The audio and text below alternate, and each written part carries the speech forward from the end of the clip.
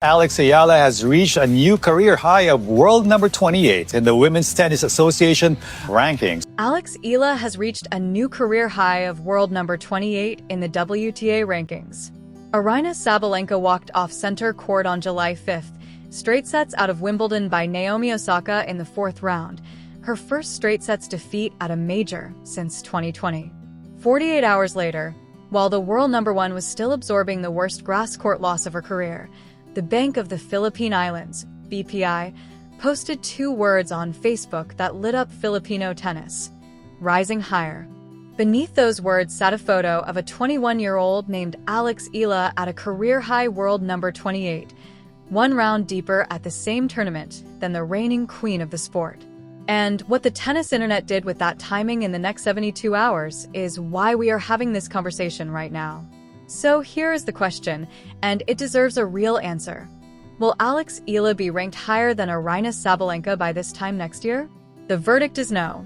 But before we unpack why that answer holds weight, let's dive deep into the extraordinary week that made the question worth asking in the first place. You have watched the videos. You do not need another childhood montage. You already know that on July 4th on center court, Alex Eala beat the defending Wimbledon champion Iga Swiatek 7-6, 9, 6-2. You already know the fourth-round loss to Jasmine Paolini 3 days later ended her run 6-4, 4-6, 6-3. Paolini advanced to the quarterfinals. What you may not fully appreciate is that BPI's post was not a routine sponsor congratulations. It was addressed, in its own words, to every girl with ruffled socks and light-up sneakers. That single sentence is where this story actually begins. Because on the exact same weekend a Philippine bank was writing a cultural manifesto around a 21-year-old, the world number one was giving a very different kind of press conference. Sabalenka told reporters that Osaka had overpowered her.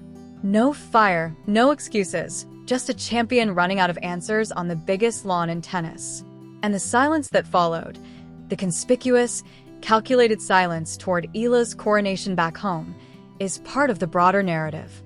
Sabalenka has a documented pattern in how she responds when younger players eclipse her in key moments, and insiders on tour are already whispering that her past comments now read very differently in light of what just happened at SW19. The power of a sponsor's message start with what BPI actually did. The Bank of the Philippine Islands has been Eala'S sponsor since January 2023. They celebrated her when she cracked the world top 100, then top 73. This time they did not release a dry press statement.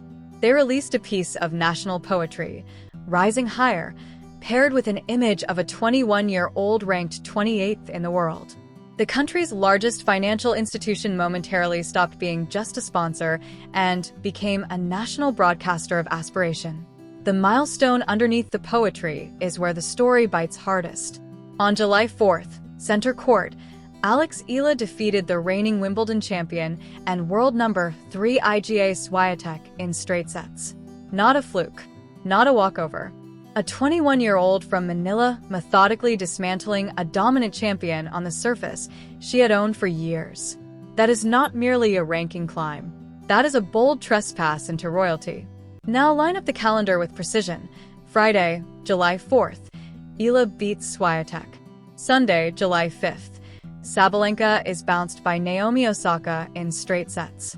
Monday, July 7th, Eala falls to Paolini in 3 sets but exits having outlasted the world number one by an entire round. Wednesday, BPI's Rising Higher post lands. That single week in July redraws mental maps across women's tennis. The Filipino fanbase that has been championing Eala since her Miami quarterfinal run the previous year finally received receipts in a language even doubters could not ignore: a career-high ranking, an upset of a defending champion, and the world number one sitting one round below her on the same draw sheet. Patterns, pressure, and the bigger picture. Sabalenka's own history provides important context. At the 2026 Roland Garros final, she lost to Coco Gauff. In front of the world's cameras, she suggested Gauff won not because she played incredibly, but because Sabalenka made too many mistakes. She later apologized, calling her comments completely unprofessional.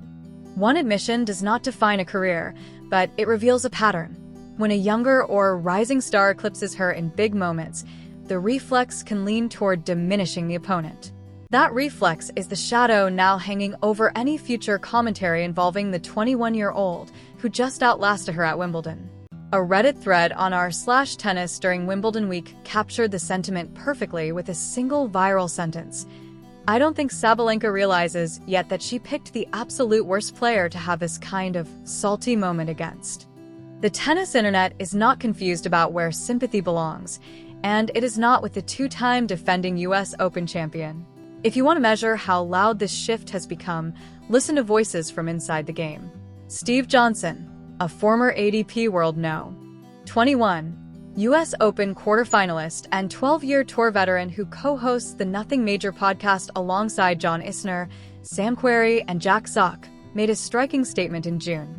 Surrounded by fellow ex-top 20 players whose job is to read the tour for a living, Johnson declared on record that Eala'S is currently a bigger commercial draw for women's tennis than Coco Gauff and ARYNA Sabalenka. Read that again. This was not a fan poll or hype tweet. It was seasoned professionals identifying where the center of gravity has shifted. When respected journalist Ben Rothenberg framed Eala'S' upset as central to the women's game in his newsletter, the professional class had essentially closed ranks around the same conclusion. The rising higher post signals something the WTA ranking spreadsheet has not fully caught up to yet. Southeast Asia has never produced a consistent top 30 WTA singles player in the Open era until now. Filipino corporate power, BPI, the Ayala Group, and the broader banking and business tier is openly investing in a global sports identity.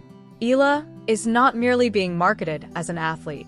She is being positioned as a decade-long ambassador brand for an entire nation's aspirations.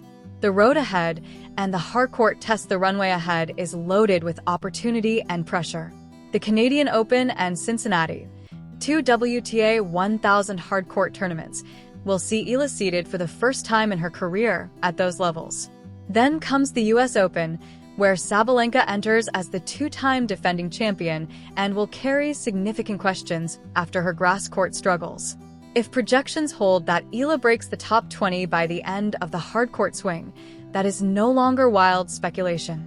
It is arithmetic based on protected points, form, and minimal points to defend. The country that has been telling the world for 2 years that this young woman was different is being proven correct in real time on the sport's biggest stages, validated by the sport's own professional observers. None of this erases the fourth-round loss to Paolini. Eala'S led early, but could not close. In the press conference afterward, she offered no excuses.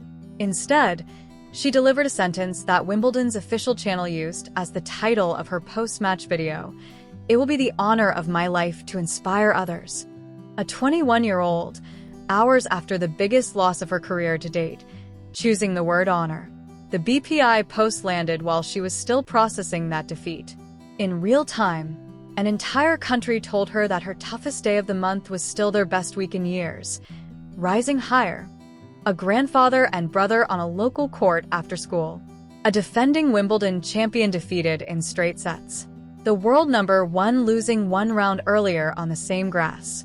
A former ADP top 30 players stating publicly that a 21-year-old from Manila is now a bigger commercial draw than the reigning elite.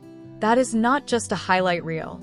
Those are receipts for everything the passionate Filipino tennis audience has been championing since her earlier breakthroughs. ARYNA Sabalenka will spend the summer and beyond answering questions about closing on the biggest stages. Eala'S' country has already stopped waiting for external permission.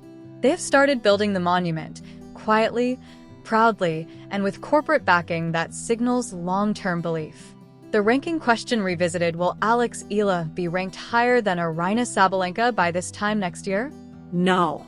Sabalenka's established excellence, physical tools, and experience at the absolute highest level make it highly unlikely she drops below a surging but still young Eala'S within 12 months.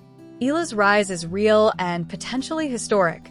She could realistically reach the top 15 or better by the end of 2027, but overtaking a motivated top-tier champion like Sabalenka this quickly would require near-perfect storms on both sides. That does not diminish Eala'S' achievement or trajectory. It simply grounds the hype in reality. The more meaningful question is not whether she surpasses Sabalenka next July, but how high she climbs while Sabalenka remains a benchmark. Top 20 by year-end 2026? Entirely plausible. Consistent top 15 threat in 2027? Very possible. A future where Eala'S challenges for majors while carrying national pride? That future is already taking shape. The Canadian Open is next. Cincinnati follows. And when Eala'S walks into Flushing Meadows as a seeded threat, the conversation will evolve again. The hardcourt swing will provide more data points, more receipts, and more chapters in a story that has already transcended rankings. A grandfather's guidance, ruffled socks on dusty courts, straight sets over a champion, and a bank choosing poetry over press releases. These elements form the foundation of something lasting. Filipino tennis is no longer knocking on the door. With Eala'S, it has entered the room, looked around center court, and decided the view belongs to them too. Rising higher, indeed. The coming months will test that ascent on new surfaces against deeper fields, but the foundation built in the summer of 2026 feels remarkably solid.